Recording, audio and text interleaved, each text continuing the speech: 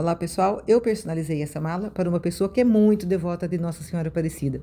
E eu vou trazer para vocês aqui o processo, como que eu fiz para personalizar essa mala. O vídeo ficou um pouco longo porque o processo também é bem demorado. Bem, pelo menos para mim foi demorado, né? Cada um tem o seu tempo, mas para mim foi demorado. Bom, vamos começar então. O primeiro passo é limpar bem a mala, tirar todas as impurezas, poeira, gorduras que estão na superfície. Depois, usando fita adesiva e papel, eu empapelei todas as partes que eu não queria pintar. Depois de empapelada, eu passei selador para plástico, aguardei 24 horas e depois eu passei primer, aguardei também 24 horas, passei uma segunda demão de primer e aguardei 24 horas de novo antes de começar a pintar com o spray.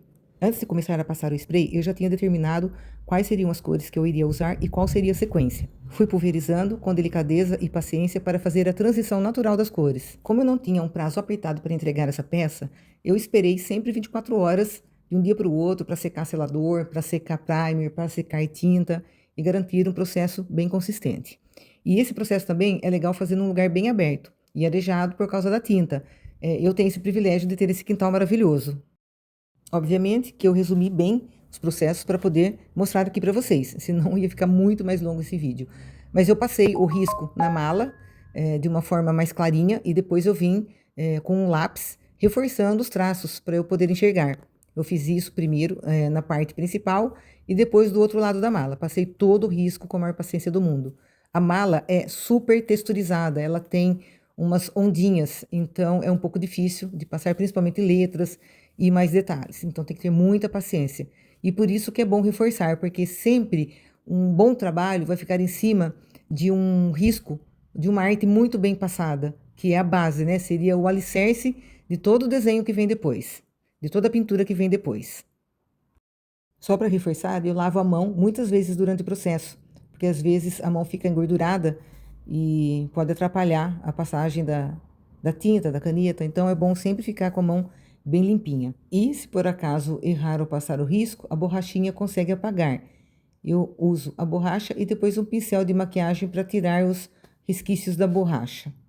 A próxima fase, depois de passar os riscos, é fazer os contornos com a caneta Posca, ou o marcador da sua preferência. Mais uma vez, a textura da mala atrapalhou um pouco a passagem. Não é fácil, tem que ter paciência e ir muito devagar, porque ela é cheia de ondinhas.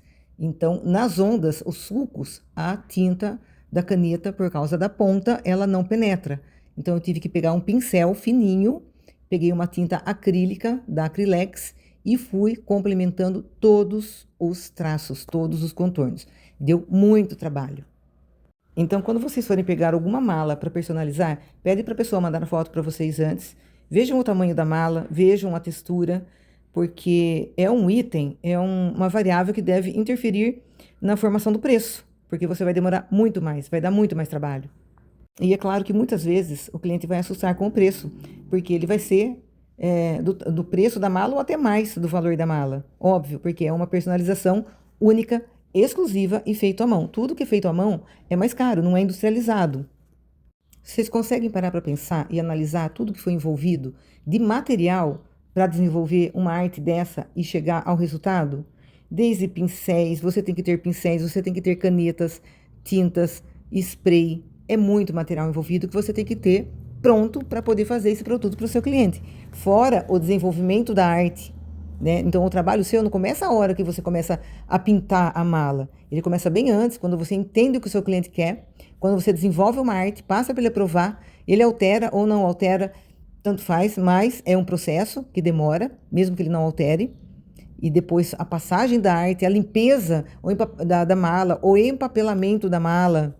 Então, são muitos processos e muitos materiais envolvidos. Bom, depois que eu passar todos os contornos, eu vou começar a fase do embelezamento, do acabamento. E para isso, previamente, eu estudei todas as cores. Quando eu estava desenvolvendo a arte, eu já estudei as cores que eu queria usar. Eu usei para isso o círculo cromático, que me ajuda a estudar as cores análogas, as cores complementares e também as cores que têm relação com a arte em si. Por exemplo, Nossa Senhora geralmente tem um manto azul, então eu escolhi azul. Né? Então, o Romeiros da Fé eu escrevi em dourado. Aqui na imagem não parece, mas elas são douradas. Por quê? Porque tem a coroa de Nossa Senhora, que é dourada. Então, cores que remetem também a, a ilustração que eu estou fazendo. Mas isso é muito pessoal, né? Eu quis fazer dessa forma. Vocês podem observar que alguns ornamentos eu usei a caneta Posca Branca. Gosto muito da caneta Posca Branca e fazer esses pontos de luz que eu fiz na mala. Quanto às flores, eu usei a tinta acrílica, mas pode ser usado tanto a acrílica quanto a PVA. Eu usei aqui o que eu tenho em casa, que são da marca Acrylex, mas vocês podem usar o que vocês têm na casa de vocês. Aqui na palavra Romeiros da Fé, eu usei o dourado.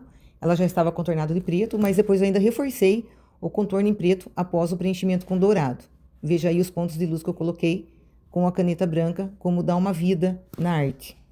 Essas flores, o sol que eu fiz na parte da frente, não tenham medo. Usem a tinta acrílica ou a tinta PVA e façam sem medo. Caso não fique muito boa a cor que você escolheu, é só você não usar uma textura muito grossa, dilua um pouco a tinta, deixa ela bem líquida e vá passando. Se você não gostar de alguma coisa da cor, você consegue mudar, desde que não sejam camadas grossas.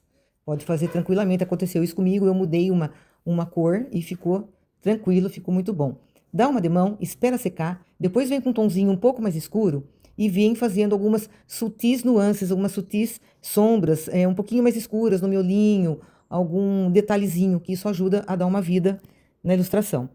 Nas flores eu fiz alguns contornos desconstruídos e orgânicos, que ficou muito bom também.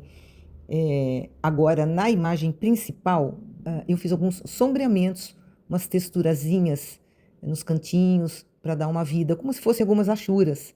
É que não dá para fazer achuras aqui por causa da textura. Então, eu fui fazendo uns pequenos sombreamentos para realçar o desenho. Vejam como esse sombreamento, ele traz essa textura, traz volume e vida para a imagem. E depois disso, eu passei 3 demãos de verniz, intercalando um tempo em cada aplicação. E, após a secagem final, eu comecei a desempapelar a mala, tirando todas as fitas adesivas que eu coloquei e revelando, assim, o trabalho final, a beleza da arte e das cores. Eu, particularmente, achei muito bonita. Gostaria que vocês comentassem aí. Deixem nos comentários o que você achou do processo, o que você achou das cores, se você gostou. E se ficou alguma dúvida sobre o processo, escreva também que eu respondo para vocês. Outra coisa, se puderem me seguir e dar um like no vídeo, eu agradeço. E também me seguirem no Hobby e Renda no Instagram. Vou deixar para vocês marcadinho aqui o link. Valeu, pessoal, muito obrigada e até a próxima.